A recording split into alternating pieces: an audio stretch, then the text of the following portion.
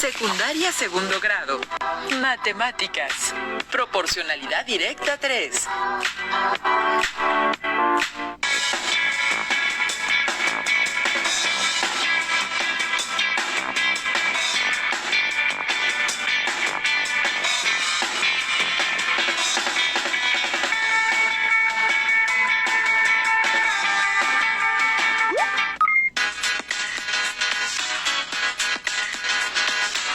Bienvenidas y bienvenidos. Estamos por iniciar la sesión de matemáticas de segundo grado, aquí en Aprende en Casa 3. Mi nombre es Mario Prieto Hernández y es un gusto para mí compartir este espacio con el profesor Alberto Valentín Carrillo Álvarez. Gracias, profesor Mario. ¿Cómo están? Deseo se encuentren bien y con mucho ánimo de seguir aprendiendo. Y díganos, ¿qué estudiaremos? En esta sesión analizaremos situaciones de proporcionalidad directa a partir de sus representaciones algebraica, tabular y gráfica para la resolución de problema dentro del contexto de las alumnas y alumnos de segundo grado de secundaria. Los materiales que utilizarán en esta sesión son su cuaderno de matemáticas o papel para tomar notas, lápiz, goma y sacapuntas, y su libro de texto de matemáticas segundo grado. Les invitamos a que registren en su cuaderno las dudas, inquietudes o dificultades que surjan al resolver los planteamientos que veremos en esta clase y consúltelas con sus docentes, sin olvidar que se trabaja a distancia. Si tienen alguna discapacidad visual, preparen sus hojas Leyer, punzón y regleta. Ahora sí, profesor, iniciemos. Para iniciar, les invitamos a reflexionar sobre los siguientes planteamientos. ¿Es posible identificar en una fórmula de física si las variables están relacionadas a través de la variación directa? ¿Qué condiciones deben de cumplirse para que una expresión algebraica modele una situación de proporcionalidad directa? ¿Cómo es la gráfica de una relación de proporcionalidad directa? Registren sus respuestas y continúen con nosotros, que a través de diversas situaciones, problemas, construiremos las respuestas a esta y otras preguntas. Le cedo la palabra a mi colega, el maestro Valentín. Gracias, profesor Mario. Mi colega y yo seleccionamos el siguiente problema para iniciar la discusión. A mayor volumen, mayor masa. Reflexionemos. ¿Qué pesa más, 1 kilogramo de algodón o 1 kilogramo de plomo? ¿Cuál ocupa más espacio? 1 kilogramo de masa de algodón tiene la misma masa que 1 kilogramo de masa de plomo, pero dependiendo del material podría tener el mismo volumen. Por ejemplo, 1 kilogramo de masa de algodón puede ocupar más espacio que 1 kilogramo de masa de plomo si no se comprime, o menos espacio si está comprimido. ¿Qué ocupará más espacio? ¿1 centímetro cúbico de corcho o 1 centímetro cúbico de plomo? ¿Qué pesará más? Ustedes allá en casa respondan las preguntas anteriores y justifiquen sus respuestas. 1 centímetro cúbico de corcho ocupa la misma cantidad de espacio que 1 centímetro cúbico de plomo. En este ejemplo, 1 centímetro cúbico de plomo tiene una masa mayor que 1 centímetro cúbico de corcho. Por lo tanto, el plomo pesa más. Pero, ¿por qué sucede esto? Les diré que la cantidad de masa de un material que cabe en una unidad de volumen se llama densidad. Así, por ejemplo, la densidad de plomo es 11.3 gramos por centímetro cúbico. Esto significa que la masa de 1 centímetro cúbico de plomo es 11.3 gramos. La densidad del aluminio es 2.7 gramos por centímetro cúbico y la del agua 1 gramo por centímetro cúbico. Si M representa la masa y V el volumen, la expresión algebraica de la densidad es la siguiente. Densidad es igual a masa entre volumen. Y los despejes quedan de la siguiente forma. Masa es igual a densidad por volumen y volumen es igual a masa entre densidad. Les invitamos a que reflexionen en torno a las siguientes preguntas. ¿Qué pasa con la densidad si el volumen aumenta y la masa permanece igual? ¿Qué pasa con el volumen si la masa aumenta y la densidad es la misma? Vayan registrando sus ideas. Conforme avancemos en la sesión podrán fortalecerlas o modificarlas. Ahora, tomemos como referencia lo anterior y analicemos algunas situaciones de proporcionalidad directa a partir de sus representaciones algebraica, tabular y gráfica. Completemos la tabla de datos que permite relacionar la masa y volumen para distintas cantidades de aluminio. Ustedes en casa piensen la manera cómo se calcularían los datos faltantes en la tabla. Calculemos la masa que hay en 1 centímetro cúbico. Para ello, lo primero que haremos es considerar el valor de la densidad del aluminio, que tomará el valor de la constante de proporcionalidad. K es la constante de proporcionalidad y es igual a 2.7 gramos sobre centímetro cúbico. La expresión para calcular la segunda magnitud en una proporcionalidad directa, Y, es igual a la constante de proporcionalidad K por su correspondiente de la primera magnitud, X. Por lo tanto, si se necesita encontrar la masa de 1 centímetro cúbico de aluminio, podemos recurrir a la fórmula de la masa, que es igual a la densidad por el volumen. Sustituyendo datos en la fórmula, se tiene que la masa es igual a 2.7 gramos sobre centímetro cúbico por 1 centímetro cúbico. Se cancelan las unidades centímetros cúbico en el numerador con centímetro cúbico en el denominador. Calculamos el producto de 2.7 por 1, obteniendo 2.7 gramos. Ahora se trata de determinar el volumen que ocupa una masa de 13.5 gramos. ¿Qué piensan? ¿Qué se necesita realizar para determinar el volumen que ocupa una masa de 13.5 gramos? ¿Qué dato o datos de los que ya se tienen se deben considerar para este cálculo? Para calcular el volumen que hay en una masa de 13.5 gramos, haremos uso del valor de la densidad del aluminio, que tomará el valor de la constante de proporcionalidad K, y es igual a 2.7 gramos sobre centímetro cúbico. La expresión para calcular la primera magnitud de una proporcionalidad directa, X, es igual a la segunda magnitud, Y, entre la constante de proporcionalidad K. Por lo tanto, si queremos encontrar el volumen de una masa de 13.5 gramos de aluminio, podemos utilizar la fórmula del volumen, que es igual a la masa entre la densidad. Sustituyendo datos en la fórmula tenemos volumen es igual a 13.5 gramos entre 2.7 gramos sobre 1 centímetro cúbico. Al resolver la división de 13.5 entre 2.7 se obtiene 5. Para cancelar las unidades a los gramos del dividendo le escribimos un 1 en el denominador para representarlo en forma fraccionaria. Luego multiplicamos las unidades que se encuentran en los extremos, gramo por centímetro cúbico, y los escribimos en el numerador. Posteriormente multiplicamos el 1 por gramos que se encuentran en la parte media y el resultado lo escribimos en el denominador. Así cancelamos el gramo que se encuentra en el numerador y denominador, obteniendo los centímetros cúbicos. Por lo tanto, 13.5 gramos de masa ocupan 5 centímetros cúbicos.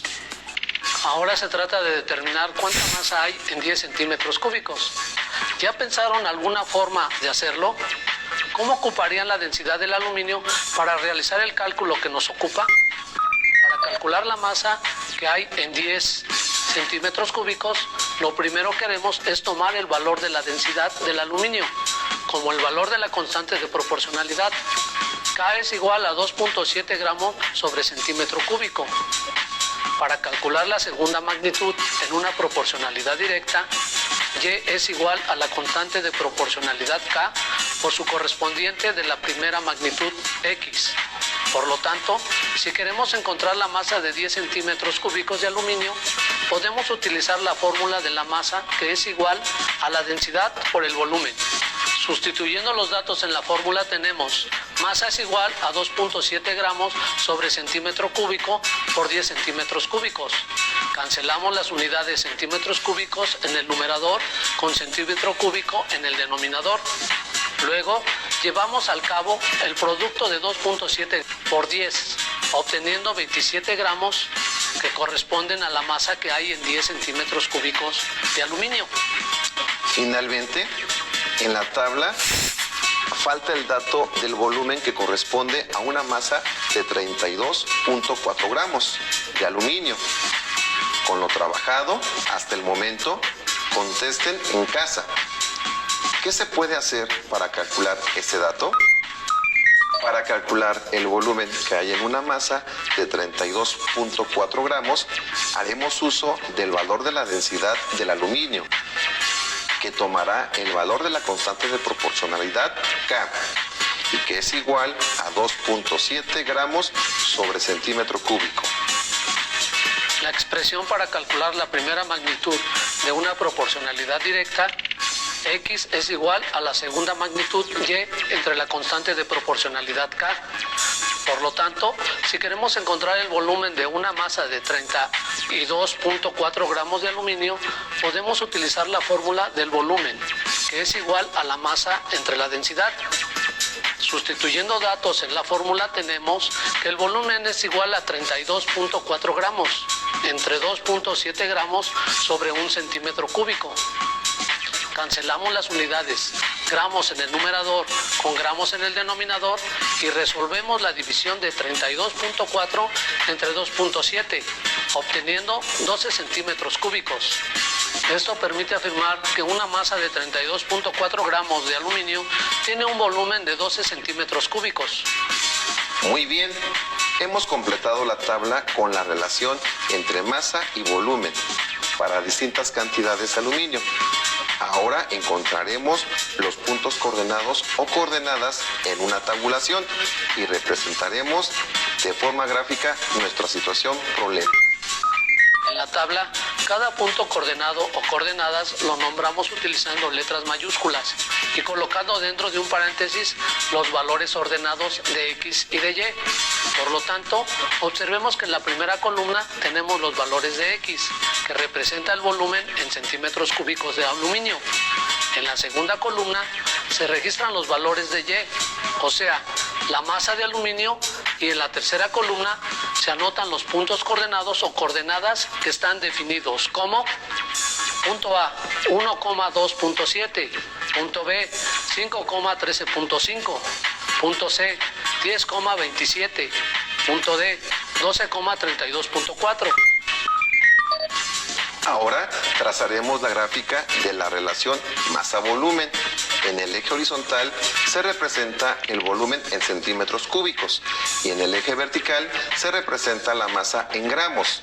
Entonces, ubiquemos los puntos coordenados o coordenadas X, Y que obtuvimos en la tabulación.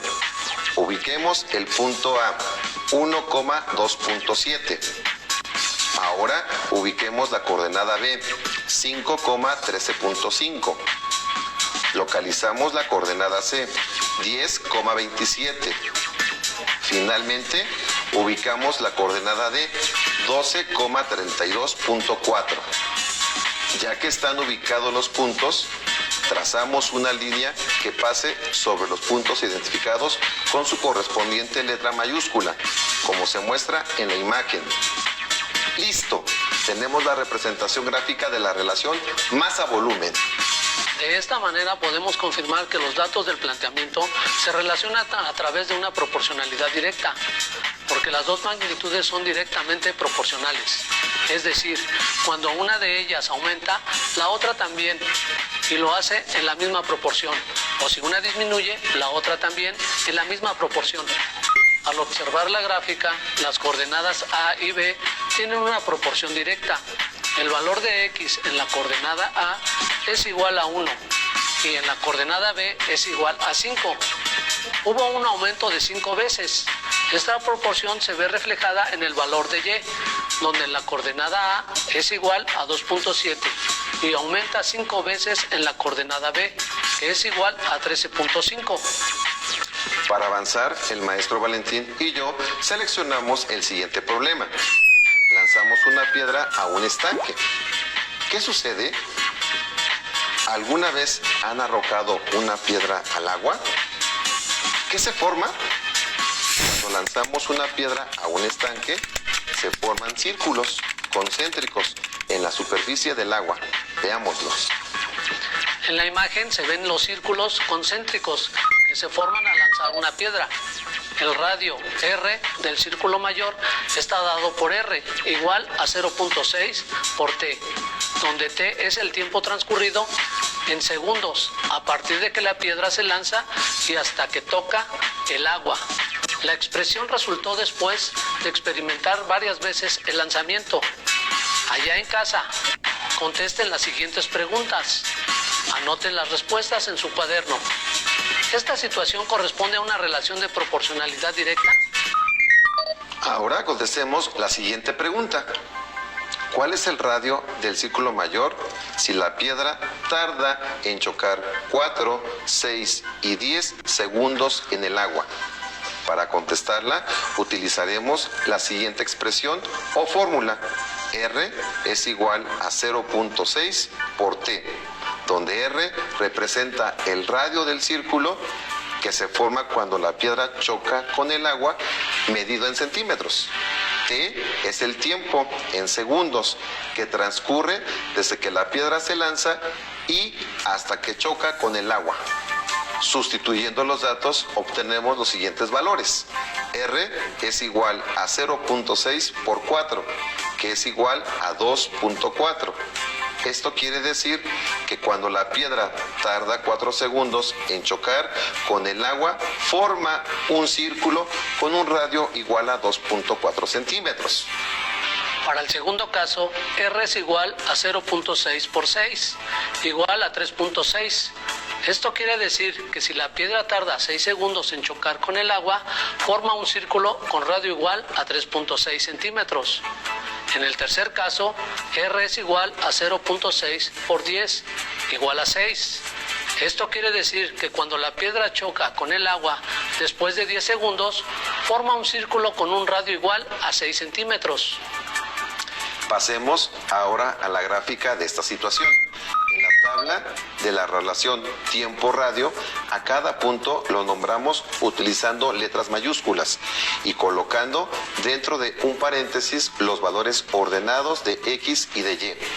Recordemos que siempre el primer valor será el de las abscisas o el de las X, y luego el segundo valor será el de las ordenadas o de las Y. Por lo tanto, observaremos que en la primera columna tenemos los valores de T, que representa el tiempo que transcurre desde que se lanza la piedra y hasta que choca con el agua. Sus unidades están dadas en segundos. En la segunda columna se encuentran los valores de R, que corresponden al radio del círculo, que se forma cuando la piedra choca en el agua, medido en centímetros. Por último, en la tercera columna se tiene los puntos coordenados o coordenadas que están definidos como punto A 4,2.4, punto B 6,3.6 y punto C 10,6. Ahora trazaremos la gráfica radio-tiempo. En el eje horizontal se encuentra el tiempo en segundos. En el eje vertical tenemos el radio en centímetros. Por lo tanto, ubiquemos los puntos coordenados o coordenadas X, Y que obtuvimos en la tabla. Ubiquemos el punto A, 4,2.4. Localizamos el punto B, 6,3.6. Finalmente, ubicamos el punto C, 10,6. Ya que están ubicadas cada coordenada o punto coordenado, tracemos una línea que pase sobre los puntos identificados con su correspondiente letra mayúscula, como se muestra en la imagen. Listo, tenemos la representación gráfica de una proporción directa, tiempo-radio. Reflexionemos. ¿Qué debemos observar en la gráfica para afirmar que esta es una situación de proporcionalidad directa? Continuemos analizando la siguiente gráfica, que muestra la relación que existe entre los pesos mexicanos y dólares. La gráfica de la relación pesos-dólares muestra en el eje horizontal o eje de las abscisas los dólares. En el eje vertical o eje de las ordenadas ubica a los pesos.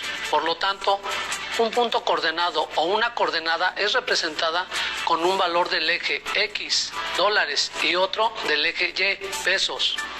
Allá en casa, piensen si esta situación es de proporcionalidad directa e identifiquen en la gráfica lo que les permita realizar su afirmación. La primera coordenada mostrada en la gráfica es el punto A, 40,820. La segunda coordenada ubicada en la gráfica es el punto B, 100,2050. Ya ubicadas las coordenadas o puntos coordenados, trazamos una línea que pase sobre los puntos identificados con su correspondiente letra mayúscula, como se muestra en la imagen de tu pantalla. Así tenemos la representación gráfica de una proporción pesos-dólares. Analicemos juntos la siguiente pregunta. ¿Qué datos podemos obtener a partir de esta gráfica? Viendo sus características, ¿pueden decir si corresponde a una situación de proporción directa? ¿Sería posible encontrar una expresión que modele esta situación? Vamos a investigarlo. ¿Qué piensa usted, colega? Al realizar la división de la ordenada entre la abscisa con cualquiera de las dos parejas de valores coordenadas, se obtiene un valor que representa el cociente obtenido. Como lo hemos estudiado, si dividimos un número de la segunda magnitud Y entre su correspondiente en la primera magnitud X, obtenemos la constante de proporcionalidad, en este caso, el costo de $1. Tomando en cuenta las dos coordenadas, lo primero que haremos será completar nuestra tabla de la siguiente forma. Coordenada A, 40,820. El primer valor de la coordenada representa los dólares y el segundo valor su equivalencia en pesos. Por lo tanto, $40 equivalen a 820 pesos. Para la coordenada B, 100,2050, el primer valor de la coordenada representa los dólares y el segundo valor su equivalencia en pesos. Por lo tanto, $100 es equivalente a 2050 pesos. Sabemos que la constante de proporcionalidad se calcula dividiendo el número de la segunda magnitud Y entre su correspondiente en la primera magnitud X. Empecemos con la sustitución de los valores de la primera fila. K es igual a 820 entre 40. Por lo tanto, K es igual a 20.5. Continuamos con la segunda fila. K es igual a 2050 entre 100, obteniendo el valor de K igual a 20.5. Así podemos afirmar que los valores de la gráfica que relacionan los pesos y los dólares representan un problema de proporcionalidad directa, ya que al dividir cada número de la segunda magnitud Y entre su correspondiente en la primera magnitud X, obtuvimos el mismo número, es decir, los cocientes son constantes. ¿Cuál es la expresión algebraica o fórmula que permite convertir los dólares a pesos mexicanos? Al tomar en cuenta la constante de proporcionalidad que obtuvimos en el inciso anterior, K es igual a 20.5, y recordando que en las sesiones anteriores se estableció la expresión para calcular la segunda magnitud en una proporcionalidad directa como Y igual a la constante de proporcionalidad K por su correspondiente de la primera magnitud X, podemos afirmar que la expresión algebraica que corresponde a esta situación, Y igual a 20.5x, donde Y es la cantidad de pesos y X la cantidad de dólares. Después de haber obtenido la expresión algebraica para convertir los dólares americanos a pesos mexicanos, ¿cuántos pesos mexicanos equivalen a 320 dólares americanos? Tomando en cuenta la expresión algebraica, Y es igual a 20.5 por el valor de la primera magnitud, podemos calcular la equivalencia de los 320 dólares a pesos mexicanos. Vamos a sustituir los datos. Y es igual a 20.5 por 320.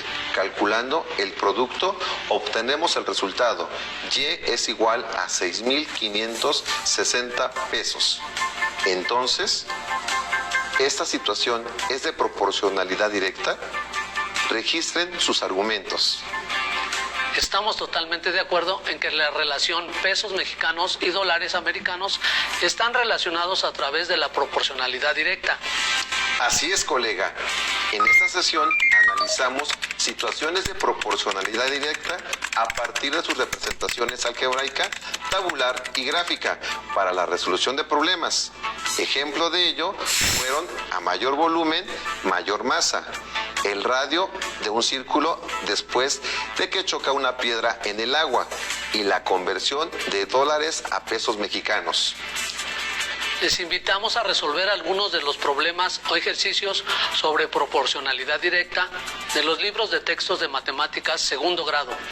Listo, terminamos, pero aún nos queda mucho por explorar y descubrir, así que nos vemos en la próxima sesión. ¿Dónde? Aquí en Aprende en Casa 3. Hasta la próxima.